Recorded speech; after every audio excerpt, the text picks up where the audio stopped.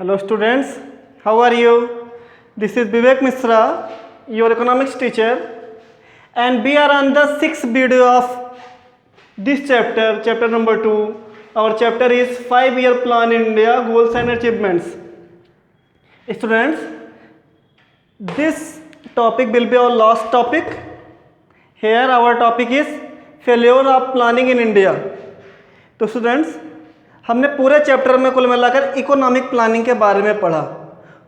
अभी अपने पिछले वीडियो में हम लोगों ने देखा कि इकोनॉमिक प्लानिंग की सफलता कहाँ तक किस किस सेक्टर में इकोनॉमिक प्लानिंग ने सक्सेस अचीव की। यहाँ पे हम देखेंगे कि इकोनॉमिक प्लानिंग ने किस किस सेक्टर में कितनी कितनी असफलताएं अर्जित की, उनकी फेल्योर्स किस किस सेक्टर में किस किस लेवल पे थी। ओके, तो अगर यूएनओ की एक टीम की रिपोर्ट के हिसाब से हम देखें तो जो इंडियन इकोनॉमिक प्लानिंग थी, उन्होंने प्लान तो बहुत अच्छे सेटअप किए, अपने गोल्स काफ़ी अच्छे सेटअप किए, लेकिन उन गोल्स में इम्प्लीमेंटेशन और इन्फोर्समेंट की कमी थी। इट मीन्स कि the major shortcomings of economic planning is implementation and enforcement. तो जिससे कि उनकी जो अचीवमेंट थी उस लेवल पे नहीं हो पाई जहां तक उनकी प्लानिंग थी। ओके, तो यहाँ पे हम देखेंगे कि किस किस सेक्टर में इकोनॉमिक प्लानिंग ने कितनी कितनी फेल्योर्स गेन की। फर्स्ट सेक्टर हमारा होगा पॉवर्टी, सेकंड होगा inflation, third will be unemployment, fourth is infrastructure and last one is distribution. Okay, तो अब पहला हम देख लेते हैं एब्जेक्ट पॉवर्टी।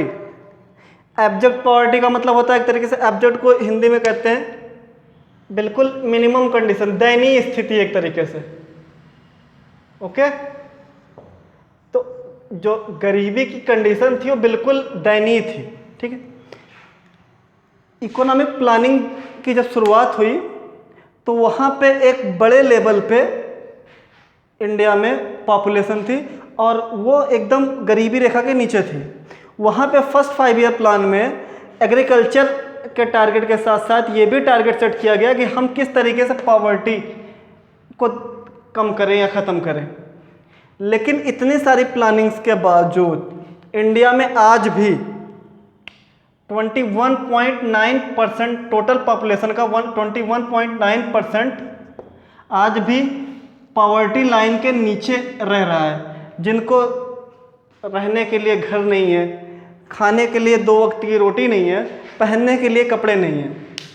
इट मीन्स कि इंडिया में एक बहुत वाइड लेवल पे, बहुत बड़े लेवल पे गरीबी व्याप्त है। और इसका सबसे मेजर वो है पॉपुलेशन, इंडियन पॉपुलेशन। इंडिया की पॉपुलेशन का लगातार बढ़ते जाना इंडिया की गरीबी का सबसे बड़ा रीज़न है। Our second topic is high rate of inflation. तो दोस्तों, हमको पता है कि नॉर्मल सी बात है, किसी भी इकोनॉमी में अगर पॉपुलेशन ज़्यादा होगी तो उस इकोनॉमी की डिमांड ज़्यादा होगी, और उस डिमांड के अकॉर्डिंग अगर हम सप्लाई नहीं कर पाते हैं, सपोज दैट एक कंट्री है इंडिया और सेकंड कंट्री है श्रीलंका। तो श्रीलंका का भले ही जोग्राफिकल एरिया काफ़ी कम है इंडिया के मुकाबले, लेकिन वहाँ की पॉपुलेशन भी इंडिया के हिसाब से काफ़ी कम है। अब इंडिया जोग्राफिकल एरिया में तो श्रीलंका से काफ़ी बड़ा है, लेकिन पॉपुलेशन के अकॉर्डिंग उस रेशियो में भी बहुत ज़्यादा बड़ा है। ओके, तो इट मीन्स कि इंडिया के लोगों की जो डिमांड होगी वो बहुत ज़्यादा होगी, बहुत हाई डिमांड। और किसी भी प्रोडक्ट की, किसी भी गुड्स की अगर डिमांड बढ़ जाए तो नॉर्मल सी बात है कि उसकी प्राइसेस अपने आप बढ़ने लगती हैं। इट मीन्स कि इन्फ्लेशन की कंडीशन शुरू हो गई। अब इंडिया की जनसंख्या के बारे में तो आपको पता ही है, ठीक है। तो इंडिया में एक ही काम तो एकदम ढंग से हुआ, पॉपुलेशन, ठीक है। तो आफ्टर फर्स्ट प्लान, पहली प्लान के बाद कुछ ना कुछ तो इन फर्स्ट प्लान, पहले प्लान में जो इन्फ्लेशन थी वो एक कंट्रोल में थी, मतलब चीज़ों के रेट इतने हाई लेवल से नहीं बढ़े, एकदम लेवल में थे। मतलब फर्स्ट 5-ईयर प्लान में प्रोडक्ट के रेट या गुड्स के रेट थोड़ा कम थे, ठीक है। लेकिन आफ्टर फर्स्ट प्लान ये प्राइस जो था गुड्स का वो लगातार बढ़ता चला गया और इस टाइम पे महंगाई एकदम बहुत बड़े लेवल पे व्याप्त है। ओके, इसका सबसे बड़ा कारण है इंडिया के लोगों की डिमांड, क्योंकि रिसोर्सेज लिमिटेड है इंडिया के पास और जो इंडिया का आउटपुट है वो इनके पॉपुलेशन के अकॉर्डिंग उतना हो नहीं पा रहा है, जिसके कारण इंडिया के लोगों की डिमांड काफ़ी ज़्यादा है और डिमांड ज़्यादा होने के कारण ऑब्जेक्ट की या गुड्स की प्राइस अपने आप बढ़ रही है। Okay, our third and the most important sector is unemployment. अगर हम देखें तो आज भी इंडिया में बेरोजगारी एक सबसे बड़ी प्रॉब्लम है, सबसे बड़ी समस्या है और हर एक इकोनॉमिक प्लानिंग में इंडिया के जो पीपल्स हैं उनको ज़्यादा से ज़्यादा रोज़गार अपॉर्चुनिटीज़, जॉब अपॉर्चुनिटीज़ देने की कोशिश की गई, लेकिन आज भी हम देख रहे हैं कि इंडिया का एक बहुत बड़ा हिस्सा आज भी नकार रहा है, काम नहीं कर पा रहा है। ये हम यूँ कहें कि वो काम करना तो चाहते हैं लेकिन उनके अंदर या तो कहीं ना कहीं स्किल्स की कमी है या तो वो जॉब अपॉर्चुनिटीज़ गवर्नमेंट प्रोवाइड नहीं कर पा रही है, इंडस्ट्रीज प्रोवाइड नहीं कर पा रही हैं। ओके, तो यहाँ पे हम देख रहे हैं कि in first 5 year plan, after the first 5 year plan total population 53 lakhs, ठीक है, इतने परसेंट लोग अनएम्प्लॉयड थे, बेरोजगार थे। But after the 11th plan this numbers increase 4 crore. तो हम देख रहे हैं कि फर्स्ट 5 ईयर के प्लान के बाद जो टोटल लोगों की अनएम्प्लॉयड लोगों की संख्या थी वो 53 लाख थी, वो अब बढ़ के 11th 5 ईयर प्लान के बाद ये बढ़ के हो गई है 4 करोड़। तो हम देख रहे हैं कि लगातार बढ़ती जनसंख्या एक अनएम्प्लॉयमेंट का एक बहुत भयंकर क्राइसिस का रूप ले रही है। इट मीन्स कि आगे चल के अगर जॉब अपॉर्चुनिटीज़ ना प्रोवाइड की गई और पॉपुलेशन पे कंट्रोल ना लगाई गई तो एक टाइम पे इन्फ्लेशन बहुत ज़्यादा बढ़ने वाला है। इट मीन्स कि गुड्स के प्रोडक्ट्स बहुत ज़्यादा बढ़ने वाले हैं। ओके स्टूडेंट्स, तो ये 3 सेक्टर हमने देख लिए, पॉवर्टी, इन्फ्लेशन, अनएम्प्लॉयमेंट। ये मेजर सेक्टर्स थे जहाँ पे economic planning, Indian economic planning ने काफ़ी सारी फेल्योर्स गेन की। तो ये एक बहुत बड़ी असफलता रही। आगे हम देखते हैं इनएडिक्वेट इंफ्रास्ट्रक्चर। इंफ्रास्ट्रक्चर में हमारे कौन कौन सी चीज़ें आती हैं? रोड्स, पावर और railways, transport, other sector, dam, bridges वगैरह, ठीक है। तो ये सब सेक्टर में हम देख रहे हैं कि प्लानिंग तो काफ़ी की गई कि पावर जनरेट की जाए, मतलब हर एक गांव में बिजली दी जाए, ये इंडियन इकोनॉमिक पॉलिसी थी, बट ऐसा हो नहीं पाया। आज भी काफ़ी सारे ऐसे गांव हैं जहाँ पे लाइट नहीं है और काफ़ी सारे ऐसे गांव हैं जहाँ पे इलेक्ट्रिसिटी की मात्रा लगभग सेट कर दी गई है कि गांव में इतने ही आवर्स लाइट आएगी। ओके, और काफ़ी सारे गांव ऐसे हैं जहाँ पे कम्युनिकेशन सिस्टम ठीक ठाक नहीं है। इट मीन्स कि वहाँ पे नेटवर्किंग बढ़िया नहीं है, वहाँ पे ब्रिजेस उपलब्ध नहीं है, लोगों को अपने गांव जाने के लिए नदी क्रॉस करके जाना पड़ता है। इट मीन्स कि इंफ्रास्ट्रक्चर काफ़ी ज़्यादा अनडेवलप्ड है आज भी इंडिया का। हालांकि बहुत सारी कोशिशें की गई, आज रोड्स बढ़िया बना दिए गए हैं, डैम्स ठीक ठाक कर दिए गए हैं और ज़्यादातर एरियाज़ में जो इलेक्ट्रिसिटी है वो पहुंचाई जा रही है और देखभाल की जा रही है। बट कहीं ना कहीं हम कह सकते हैं कि बिकॉज ऑफ पॉपुलेशन, एक बड़ी जनसंख्या के होने के कारण इंडिया कहीं ना कहीं थोड़ा सा पिछड़ता जा रहा है। ओके, तो ये 4 इसके मेजर कंटेंट थे और हमारा लास्ट टॉपिक होगा जिस सेक्टर में इंडिया ने इंडियन इकोनॉमिक पॉलिसी ने काफ़ी सारी फेल्योर्स देखी, वो है सिक्योर डिस्ट्रीब्यूशन। इट मीन्स कि इकोनॉमिकली और सोशली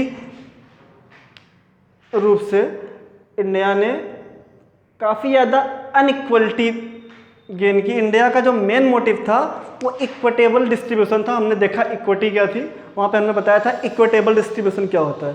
लेकिन यहाँ पे हम देखेंगे कि इंडियन इकोनॉमिक पॉलिसी ने एक बहुत बड़े लेवल पे अनइक्वलिटी गेन की।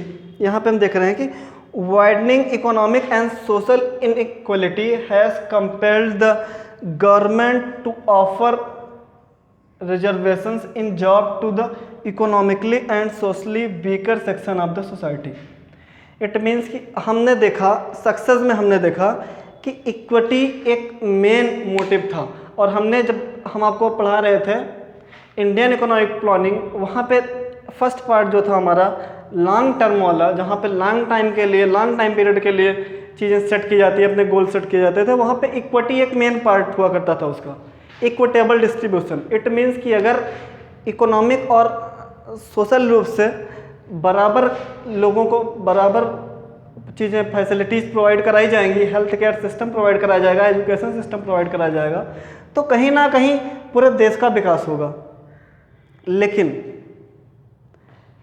Because of this poverty, inflation and unemployment, ठीक है, तो इन सब चीज़ों के कारण देखा गया कि कहीं ना कहीं इंडिया का एक बड़ा सेक्टर गरीबी रेखा के नीचे है और उनको कुछ ना कुछ स्पेशल रिजर्वेशन प्रोवाइड किए जाने चाहिए, क्योंकि उनको समाज में उस लेवल पे लाना है जिस लेवल पे अप द पॉवर्टी लाइन सफ़र कर रही है, मतलब ऊपर जा रही है। एक लेवल था इंडिया का कि एक पॉवर्टी लाइन बना दी गई थी, इससे ऊपर वाले लोगों को अप द पॉवर्टी लाइन, इससे नीचे वाले को बिलो द पॉवर्टी लाइन, ठीक है।